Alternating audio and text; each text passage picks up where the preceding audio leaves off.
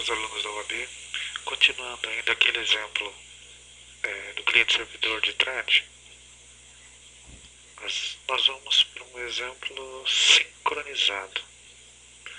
Então, o objetivo é fazer com que as threads produtor armazena o valor 6, o consumidor leia o 6, o produtor armazenou 7, o consumidor leu 7, 8, 9, 10, 11, desculpa, 10, né? E ele fecha no valor 10 final. Vendo o código já implementado, então aqui eu nomeei como cliente servidor thread sincronismo, né? Então sincronismo. Então método my, void não retorna, static. Aqui eu tenho então que o produtor, representado pelo objeto P, que no caso ele vai armazenar na área, no objeto repositório. Então tanto o produtor quanto o consumidor vão usar a mesma área. Então a área vai ser o objeto que eles vão compartilhar e os dois são uma thread. Então a thread start para o produtor e dá o start para a thread do consumidor. Vejam que esse aqui é o mesmo, ele não teve alteração. Thread sem sincronismo, olha lá, é a mesma coisa, não teve alteração. São os nomes dos objetos meus que eu tive que trocar, considerando que eles estão no mesmo pacote. Então o meu produtor, você pode ver que ele continua a mesma coisa.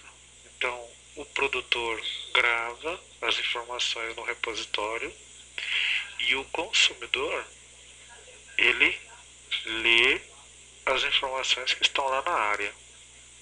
Essa é a grande questão. Então o produtor armazena, então a área, ele que grava.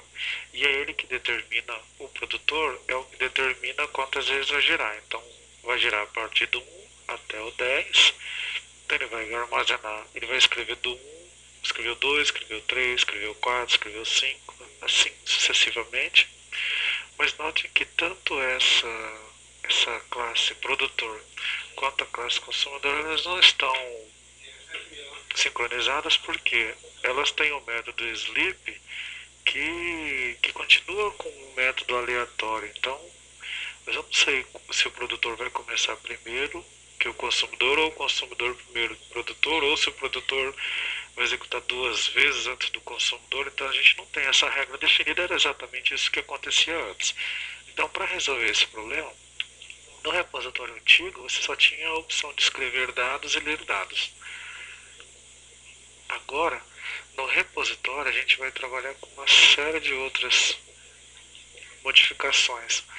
Então, a gente pode ver que aqui no repositório ele tem o dados, tem aqui ó, a propriedade dados, propriedade escrever, então é isso que a gente vai determinar. Quando for para escrever, a variável escrever vai estar verdadeira. Quando for para ler, a variável escrever vai estar com valor falso. Então tá aqui ó, esse aqui é o meu construtor, o método construtor. Esse aqui é o nosso método construtor.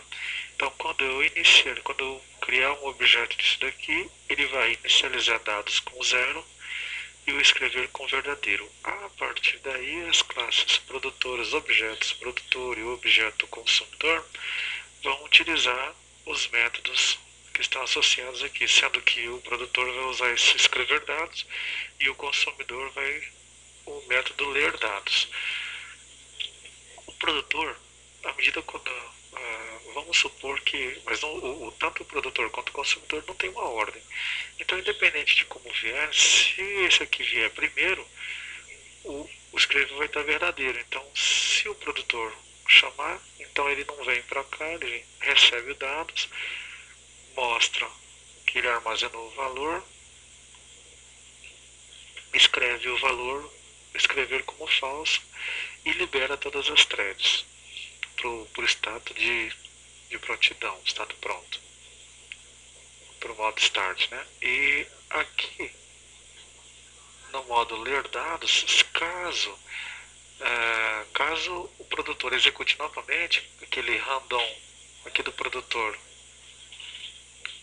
por acaso dê mais rápido que o random do consumidor, nesse caso, o que vai acontecer é que escrever realmente é falso, então ele vai parar essa thread.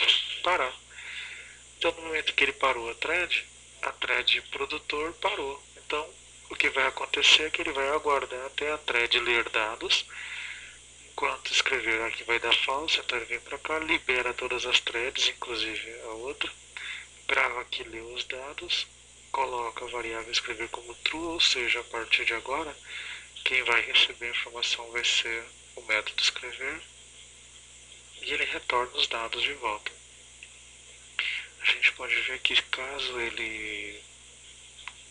caso o dado, caso na primeira execução, como escrever está verdadeiro, se o método consumidor tentar ler, o método escrever é verdadeiro e ele para a thread de consumidor.